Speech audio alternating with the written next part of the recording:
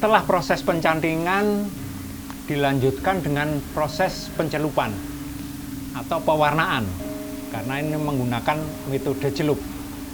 Seperti sebelumnya saya sampaikan bahwa saya membuat dua model. Yang pertama adalah kita akan memberikan warna pada backgroundnya gitu, sehingga yang justru desainnya akan tetap dipertahankan warnanya, yaitu warna kainnya yang putih. Yang kedua adalah kita mempertahankan backgroundnya adalah warna kainnya, sedangkan desainnya yang berwarna. Nah, untuk pewarnaan kali ini saya menggunakan bahan pewarna sintetis naptol. Nah, tentang bahan pewarna sintetis naptol kita bicarakan pada sesi tersendiri, tapi sekedar informasi bahwa pewarna naptol itu tidak akan muncul langsung warnanya sebelum direaksikan dengan garam atau garam diaso. Saya di sini menggunakan larutan naptolat namanya ASD dengan komposisi ini saya hanya membuat atau meramu atau meracik setengah liter, karena untuk kebutuhan hanya setengah liter dengan komposisi 3 gram naptol untuk setengah liter. Warnanya bening kekuningan. Jadi ini adalah direncanakan untuk membuat warna biru tua. Ini saya mencoba untuk mempertahankan agar malamnya tidak pecah atau tidak rusak. Berbeda dengan desain yang kedua. Untuk hasil yang lebih bagus, seharusnya kain ini sebelum dinaptol adalah dicelup dulu atau dibasahi dengan air yang dicampur TRO agar warna bisa meresap dan mengikat lebih bagus. Nah, setelah rata, kita angin-anginkan terlebih dahulu beberapa saat agar bisa meresap air untuk yang kedua kali.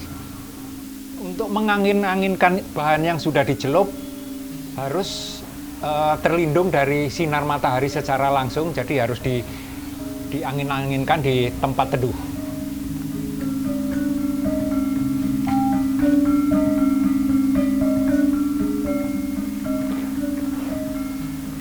Berbeda dengan yang pertama, kalau yang kedua ini justru saya berusaha untuk lilinnya ini hancur karena akan memanfaatkan remekannya. Efek agar warna-warna bisa masuk ke pecahan-pecahan lilin. Kita angin-anginkan sesaat di tempat yang teduh sampai kain bisa meresap air kembali untuk pembangkitan dengan garam diaso.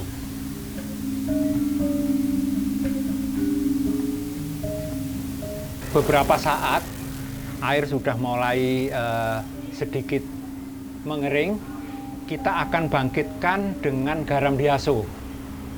Kurang lebih ini 500 cc atau setengah liter dengan garam diaso 6 gram. Yang pertama saya akan celupkan yang model pertama ini. Nah, langsung dia akan bereaksi mengeluarkan warna. Ayo ikut Modi. Oh, bagus ya. Udah ikutan Modi. Ikutan. Nah, jadi ini kelihatan bahwa desainnya justru desain yang kita tutup, malah justru yang bukan digambar, yang digambar ini menjadi biru backgroundnya. Ini posisi masih posisi basah, nanti hasilnya akan berbeda pada saat posisi kering. Setelah garamnya cukup rata, daya resapnya kita sudahi. Nah, agar sisa-sisa garam diaso yang masih menempel bisa lebih bersih. Sebelumnya boleh dibilas dulu dengan air. Kemudian diangin-anginkan seperti tadi di tempat yang teduh.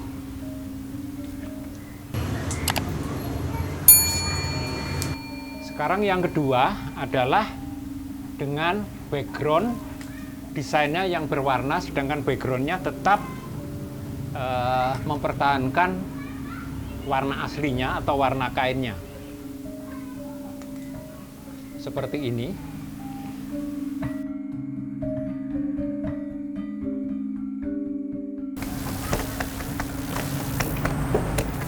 Sedikit ditekan-tekan agar warnanya bisa masuk ke pecahan-pecahan lilin untuk memberikan efek pecah yang khas batik. Nah, ini kira-kira penampakannya seperti ini. Akan kelihatan nanti pada saat setelah dilorot, karena kita tidak pernah tahu warna-warna yang tertutup lilin. Itu menariknya dari seni batik. Dan warna ini adalah warna dalam posisi basah. Pada saat kering juga akan berbeda, pada saat setelah dilorot juga akan berbeda, tergantung turun intensitasnya. Kita tunggu saja. Proses selanjutnya adalah ngelorot. Proses terakhir dari olah batik atau memproses batik adalah ngelorot, yaitu melepaskan lilin yang menempel pada batik dengan cara merebus dengan air panas. Nah, untuk membuat larutan air panasnya ini dibutuhkan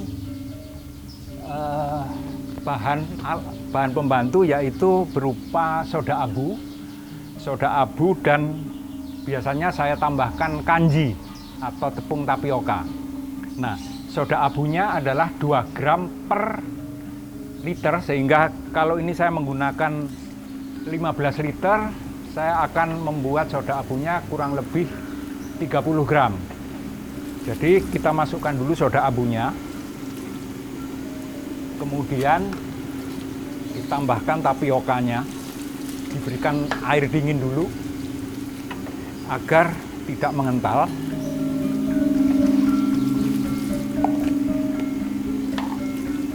Fungsinya adalah agar memudahkan melepaskan lilin dari kain.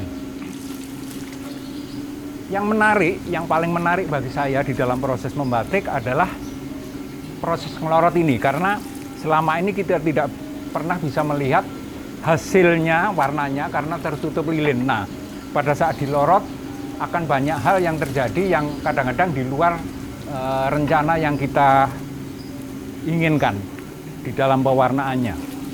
Jadi setelah rata, kemudian kita masukkan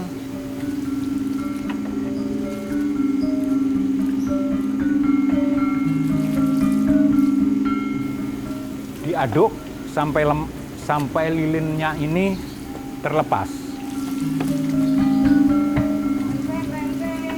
Biasanya saya menggunakan 2 tangki atau 2 bejana karena batiknya ukuran besar. Jadi untuk yang kecil mungkin bejananya cukup yang kecil saja, dan untuk ukuran yang besar atau banyak biasanya menggunakan 2 bejana air panas, dan dengan larutan yang sama kemudian disiapkan air dingin. Ini lilinnya sudah mulai terlepas, tapi masih ada beberapa yang menempel. Nah, setelah lilin ini terlepas, kita masukkan langsung ke air dingin. Tujuannya apa? Supaya lilin yang tadinya lekat langsung terlepas karena langsung masuk di air dingin.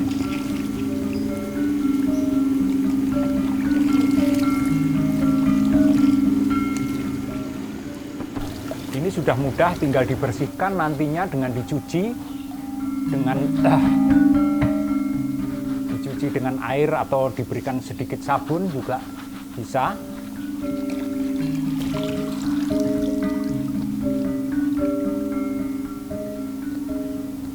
Sudah terlepas, walaupun belum terlalu bersih.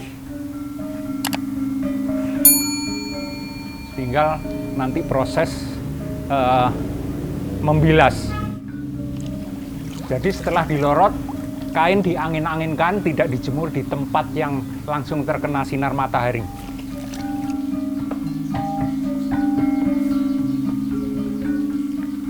Desain yang kedua memang agak sedikit lebih susah karena lilinnya lebih banyak.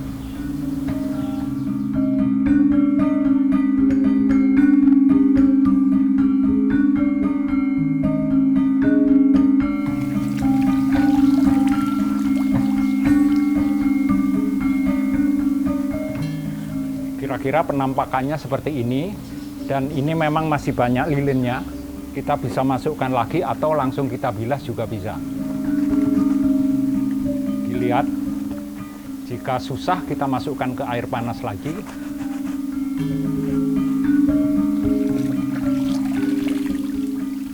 Ya, jadi ini adalah hasil akhir dari sebuah proses pembuatan batik.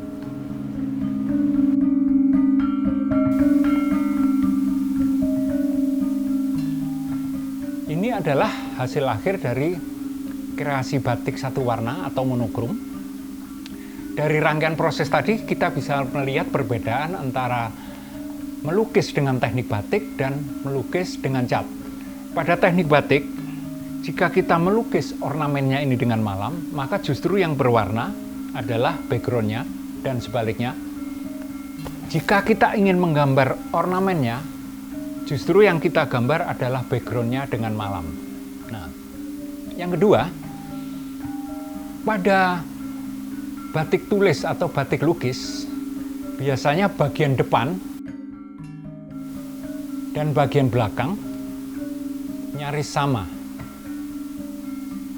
Selain itu, pada batik tulis atau batik lukis, biasanya